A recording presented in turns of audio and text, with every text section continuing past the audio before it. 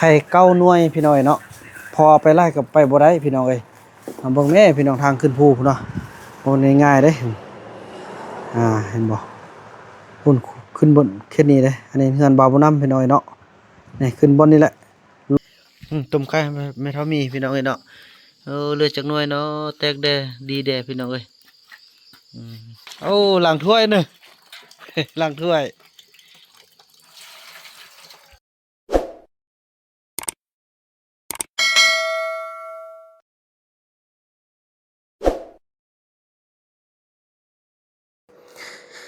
สบายดีท่านผู้ชมเนาะถือว่าคลิปนี้ก็ต่อจากคลิปที่แล้วที่บ่าวผู้นำจะได้ออกไปตลาดไปตลาดไปซื้ออีหยังก็ย่าอันแม่เฒ่ามีบอกให้ซื้อหยังก็กาแฟนึงอันแม่เฒ่าจักเพแห่เขาบ่ไปจักไดน่ะอันนี้ว่ากาแฟดำกาแฟขาวก็ไว้จักเพอันจักเพมันหยังบ่ฮู้จักเพแดงจักเพเหลืองแห่ฮู้เอาคาเฟ่ดำแล้วก็คาเฟ่ขาวมันแม่นบักเพดำบักเพแดงบักเพแดงบักเพเหลืองยังได้2อันนั่นเลยจะได้2พี่น้องก็สิได้ซื้อเพิ่นแหละเพิ่นว่าเพิ่นได้สั่งเด้กับอันไข่เป็ดไข่ไก่เด้เปไปบ่ได้แตกติพ่อแล้วเอามาแล้วมามวกก่อนมาต้มมาต้มชุกแล้วค่อยเอาไปเพิ่นว่าจะกินเขาว่าจะกินอยากกินไข่เป็ดไข่ไก่หั่นเอาซั่นนะไปก็สิได้เบิ่งสิได้มันเท่าแล้วเฮ็ดหยังก็บ่ได้แน่ลิอันนี้นี่อันนั่นเด้ออันทางอันพ่อบุญไทยเฮาเด้อเฮามาปั่นเครื่องปั่นกันกินเนาะให้ปั่นเครื่องเอาเนาะไปไว้เฮือนก่อนมื้อแรกอ้ายจึงสิลงมาเอาบ่ซั่นอ้ายขึ้นไปหุ่นอ้ายสิแบ่งให้อ้ายเฟืองลงมาเด้อนี่พ่ออันจกเสียมอยู่พุ่นมีบ่มีซั่นนี่เฮารู้ว่าสิซะเฮานั่นก็ย่าคันนั่นลูกไปซื้อเนาะซื้อจกซื้อเสียมไปไว้พุ่นเนาะคันว่าเว้าฮอดยามเพิ่นว่าคมเมิดซะคันฮอดยามเพิ่นตายเฮาก็หามีอันขุดมีอันขุดก็จะเอาตอนขุดแล้วก็ทิ่มเลยเนาะอันนี้ต้องตายแล้วก็ชุมขุดขุดบุกดิเอาบุกกุนแล้วก็เอาชิมเอาชวนกุนบ่ตายหยังก็เอาไว้อันก้อนเนาะอันบ่ได้ตายหยังแล้วก็กินข้าวกินนี่กินนั่นบ่นั่นก็เกี่ยมไว้แล้วพอเราก็เท่าแล้วเนาะพี่น้องเอ้ยถือว่าเบาน้ำก็จะได้เกี่ยมออกนั่นก่อนเกี่ยมออกตลาดไปก่อนเกี่ยมจะได้ซื้อจกแดส่วนแดแล้วก็ซื้อไข่แล้วก็ยาสูบยั้งเนาะมืดละเอายาสูบไปให้ซะเนาะพอมันเป็นวาระสุดท้ายแล้วพี่น้องเบิ่งนี่นะเบิ่งคือสิบุคือแล้วนี่ไปเขาบอกซ้ำเทื่อดูนี่ไปพุ่นมันบ่ร้อนมันเท่าแล้วอยู่วักไปล้นล่างเด้อพ่อเด้อได้แม่เด้อมื้อเฮาเดินทางกันแล้วมื้ออื่นอาจสิได้เข้าไปหาเราอยากกินไข่แล้วก็อยากกินกาแฟแดงกาแฟเหลืองยาสูบเราอยากกินแล้วก็สิต้มไข่ไปให้เราเด้น้องอยู่บ้านท่าเด้อน้องอยู่เฮือนนั่นเนาะเด้อพี่น้องเอ้ยถือว่าบ่าวนำจะได้ออกไปซื้ออีหยังต่างกันเด้อพี่น้องเด้อเพราะว่ามันต้องรีบด่วนละมื้อนี้เป็นงานของงานดองงานมงคลของพี่น้องญาติจะได้แต่งงานเนาะนี่ผู้ต่อไปก็ยาแพทย์เฮาคือว่านี่พี่น้องเอ้ยเพิ่นมาอย่างน้อยก็เนาะก็ถือว่าเขาเจ้าก็มีความสุขบั้นปลายในชีวิตละก็ถือว่าเป็นบุญกุศลของแต่ละคนพ่อแม่ FC ทุกท่านนั่นแหละที่ได้สนับสนุนที่ได้ให้โอกาสมาทำบุญทำทานนำกันพี่น้องเอ้ยเนาะเนี่ยก็ขอให้ FC ขอให้พ่อแม่ลุงป้าน้องนุ่งลูกหลานทุกคนที่ได้มีส่วนร่วมนำกันก็ขอให้มีแต่ความสุขกายสุขใจความสุขความเจริญเด้อเนาะไปเบาน้ำก็จะได้ไปซื้อยังตั้งแล้วก็ว่ากันไปในตอนต่อไปเด้อพี่น้องเนาะไปมาเนี่ยถือว่าตอนนี้เนาะก็ถือว่าได้เดินทางมาฮอดห้านแล้วพี่น้องเนาะก็จะได้เกี่ยมคอกเกี่ยมเครื่องซื้อประเภทจกมีแล้วพี่น้องเอาแต่เพิ่นว่าส่วนบ่เดียว แล้วก็มีว่าเรื่องตามที่เขาเจ้าบอมาแหละเนาะว่ามีมันยังเด้เบิ่งก่อนเด้อทางนี้บ่นี่พี่น้องอาจจะเอาแบบนี้บ่แบบนี้นี่จะมันจึงจะทนบ่ตัวใหญ่ๆนั่นนี่เลยบ่จกก็มีแล้วหรือว่าเบานี่บ่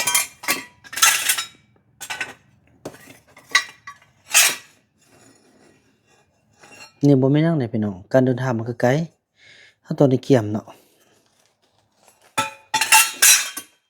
โอเคเอาตัวนี้จึงเบาตัวนี้เนาะเพราะว่าจกมีละมีตัวเก่าอยู่เฮือนละอันนี้ยังกาแฟแล้วก็มียาสูบโอ้ยเป็นจังได้ โอเคย่องพี่แล้วก็มีน้องข้ามไปใส่เอานี่มีกาแฟ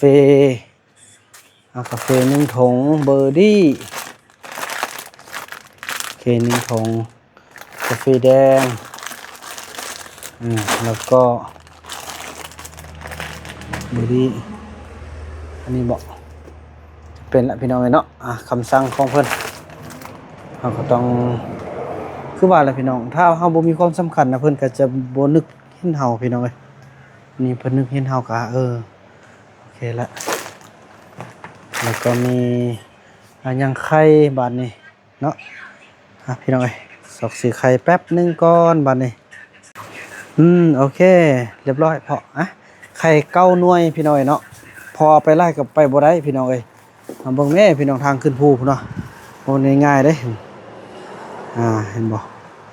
พุ่นขึ้นบนแค่นี้เด้อันนี้เฮือนบ่าวบ่นำพี่น้องเอ้ยเนาะนี่ขึ้นบนนี่แหละลงไปเบื้องนั้นพี่น้องเอ้ยขนาดไข่เฮาก็ยังสิได้ต้มพี่น้องเอ้ยรวมเลยพอถือเขาได้อันนี้แล้วก็อันนี้โอ้เบิ่งดีบ่ดีนี่มีธูปบ่พอมีธูปมีเทียนธูปสีเหลืองเทียนได้เทียนละเทียนน้อยเทียนใหญ่ เดี๋ยวเทียนน้อยพอเอาท่งแบบอันโดยเอาท่งน้อยท่งเดียวก็ได้ธูปมันเอาจากโอเคพอเป็นฮีทเนาะอันนี้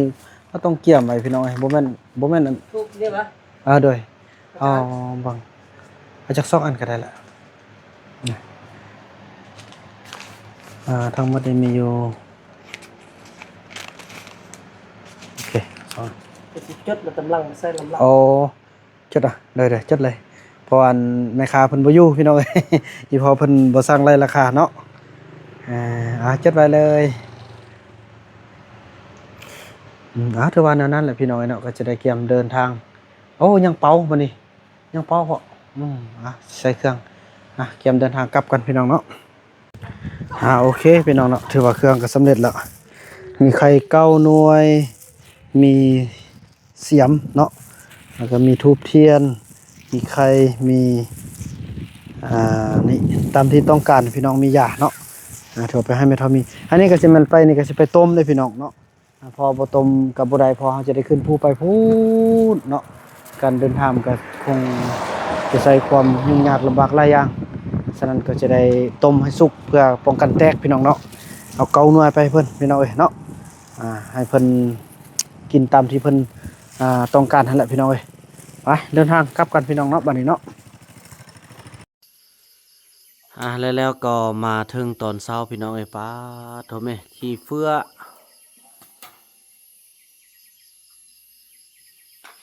อะไรพี่น้องเอ้ยฝนกระตกหมดคืนนี่ซะได้เนาะเดินทางก็สิยากเลยเนาะมื้อนี้เนาะตอนนี้ก็เกี่ยมของเดี๋ยวก็ที่ยายมี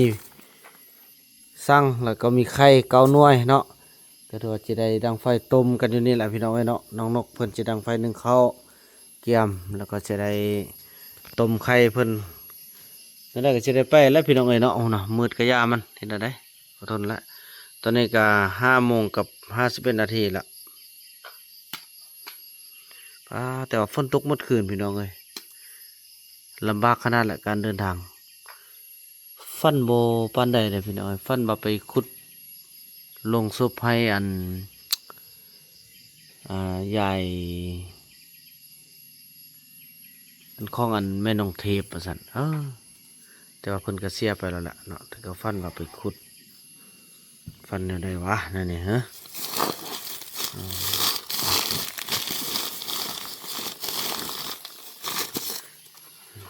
พี่น้องเอ้ยเนาะจังซั่นล่ะรอทางน้องนกแก้มดังไฟก็จะดังอีไหนพี่ได้พี่น้องเอ้ยฝนตกเลยเนาะอยู่ทางในกะเตาแก๊สมันก็บ่ร้อนพี่น้องเอ้ยราคาแพงโพดแถวก็เอาฟืนนี่แหละคันฝนบ่ตกเท่าก็ดังอยู่นอกคันนี่นึ่งข้าวนึ่งน้ำจักสีแล้วพี่น้องเอ้ยคันฝนตกก็เอามาใส่ทานเล็กตัวนี้ดังอยู่ในนี้นั่นพี่น้องว่ากันตอนต่อไปเนาะพี่น้องเอ้ยแล้วก็ถือว่าบ่าวบ่นำกะกังห้างกะเกี่ยมเครื่องพี่น้องเอ้ยเนาะสำเร็จละแล้วก็นี่เจ้าป่าตัวนี้นะน้องบอกไว้กินตัวนึงเดือนตอนเช้านี่พอถ้าซื้อไว้กินแล้วพี่น้องแต่ว่าขึ้นเห็นอันเพิ่นอยู่ป่าคือสิบูมีหยังกินหั่นนะมาสินหมูเนาะถือว่าเบิ่งจากตัวปลานี่1 2 3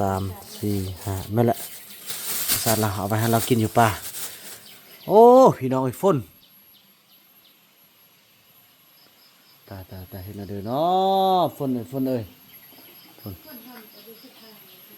สุดทางแล้วนั่นนี่นะเบิ่งนี่นะฝนพี่น้องเอ้ยฝนพูนป่อไม้เฮาพูนในนั้นแหละพี่น้องเอ้ยข้ามไปเบื้องนั้นพูนพี่น้องตอนนี้ก็ถือว่ารอเข้าเนาะรอเอาเข้าจากสนกนึงแล้วก็จะเกี่ยมเดินทางบ่าวบ่นำก็เกี่ยมปลากระป๋องเด้สุดนี้นะโอ้พัฒนาแล้วได้ปลากระป๋องที่ทางแม่ทองแดงเนาะมันมามอบให้พอดีเซาลีแบ่งให้3ปองเอาขึ้นมากินแล้วก็ไฟทรายเกี่ยมว่าบ่มีหยังแน่นอนพี่น้องเอ้ยเนาะฝนนี่เนาะมีขี้เฟือไล่เป็นทรายเลยพี่น้องเอ้ย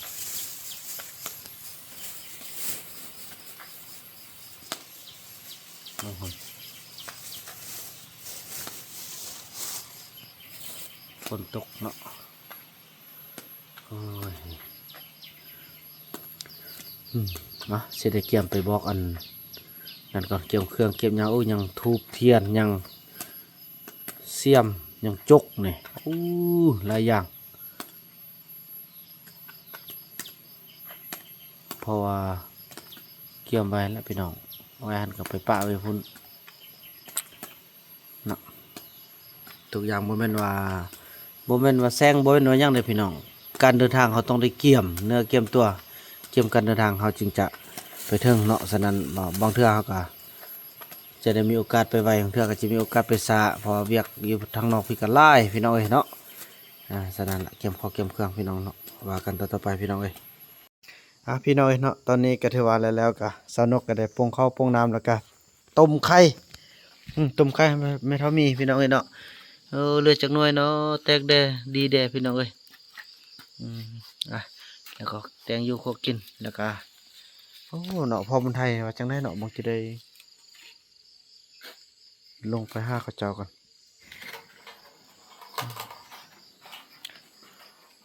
โทรหายเฟืองกันเนาะข้าวเจ้าขึ้นมากินข้าวแล้วก็เกี่ยมโอ้ลมกันเดินทางกันพี่น้องเอ้ยเนาะพี่น้องเอ้ยแล้วก็จะได้ลงไปเกี่ยมข้าวเนาะเกี่ยมข้าวเกี่ยมบนนี้เป็นบนฝนตกใส่เนาะเกี่ยมข้าวแล้วก็เกี่ยมจำนวนพลเบิ่งส่งพ่อแม่บ่แม่นลักไปแต่เมื่อคืนแล้วบ่ถ้ามึงไอ้เฟื่องกันเนาะ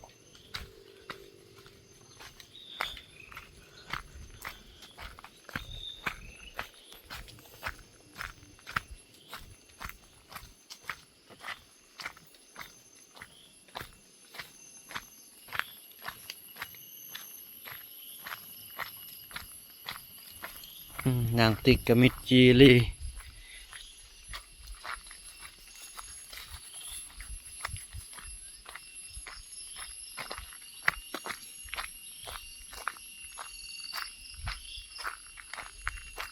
นำเดินนอบนหลอดจะสิมาบ่มาเลยติไอ้เฟืองเอ้ยไอ้เฟือง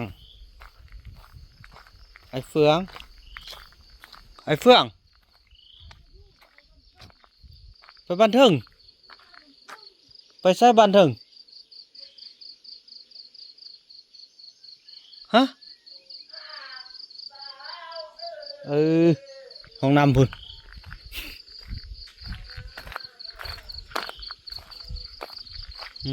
เผาบันไดบอกนุ่งเสือสำยูนี่แท้ๆพี่น้อยโอ้กลางมุงเลยเด้หัวน่ะ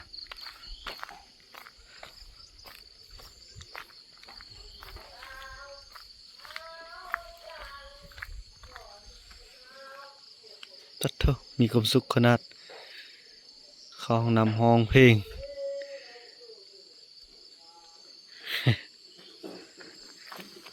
โอ้อีแม่ล้างถ้วยนี่โอ้ล้างถ้วยเนอะ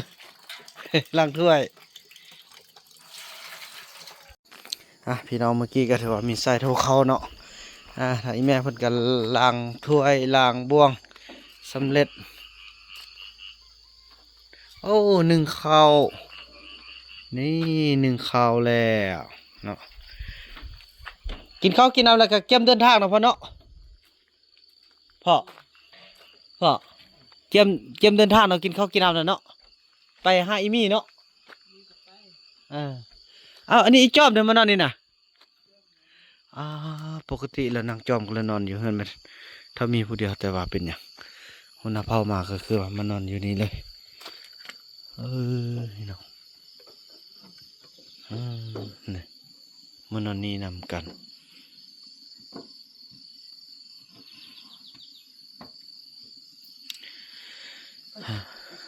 โอ้อีพ่ออย่ามาไปเจ็บเป็นหยังอีพ่อเป็นเจ็บแข้งเจ็บขาพี่น้องเนาะย่องได้บ่ได้เพราะบ่ได้นุ่งเครื่องย่องก็บ่ได้มูก็บ่ได้เนอะไปซะได้ เจ็บแผลว่า เจ็บ มูก็บ่ได้ เอาสิย่างได้เนอะซะน่ะ ได้คอยย่างไปให้ได้ ค่อยย่างไปเอาเนาะลูกจอมบ่ไปติ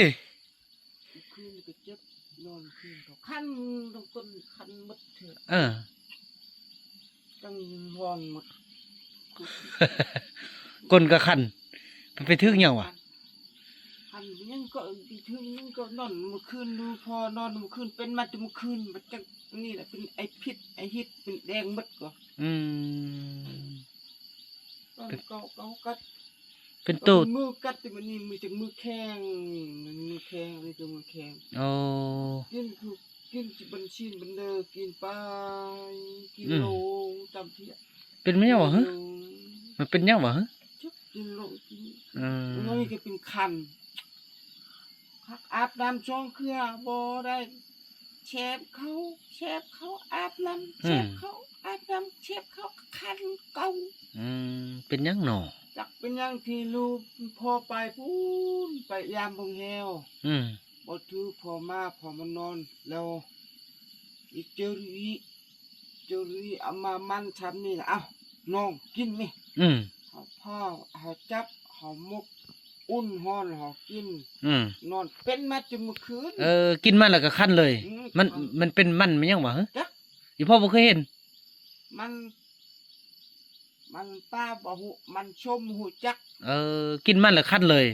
เล่มชุบพอมกเล่มชุบเล่มกินเล่มเป็นคันเป็นพี่อยู่หูจักมันถึกมันพี่ที่เนาะถึกพี่หูเขาก้นอยู่ลุ่มคอยชิดยาหูจักมันเขาอันชิดยาขันยาเราก้นกินที่เนาะก้นกินบ่ดีก้นอยู่ป่าลึกๆเราดอกป่าเลิกแล้วโอ้เป็นอย่างที่แช่ปัดคืออีแม่นั่นกับอันแม่อีมิดบอกว่าอยากกินมันมาเฮ็ดละวันนี้บ่ได้ก้นชิมแล้วมาลืมชิมอยู่แปะมักม่วงมันมีแต่ตื่มเจ้าหน้าเฮาก็กินข้าวกินน้ำแล้วก็เกี่ยม นั่นเนาะเกี่ยมเข้าเฮาไปนำกันเนาะ ไปกัน อืม มุงตูบหามันเด้ มุงตูบหาเราเด้อืม มุงตูบแล้วเรามุงอีจอมแม่บอกว่าเชาะบงมอต้มน้ำ อืม แล้วก็เขา อืม ไปฮื้อแล้วแม่ย่ามันเทิงบอกไก่เปะมักง่วงมัน อืม อืม ชอบโอเคบ่ฮอดอี มันนั่นเนาะฟาโบเดดเนาะ แอด ถือว่าแนวนั้นแหละพี่น้องเนาะถือว่าคลิปนี้บ่าวบ่นำเอ๊ะใจแต่ว่าน้องจอมคือมานอนพี่เนาะจบคลิปกันสำนี้ก่อนแล้วก็ว่ากันใหม่ในคลิปต่อไปคลิปนี้บ่าวบ่นำขอคำว่าสบายดี ลูกบงใบบง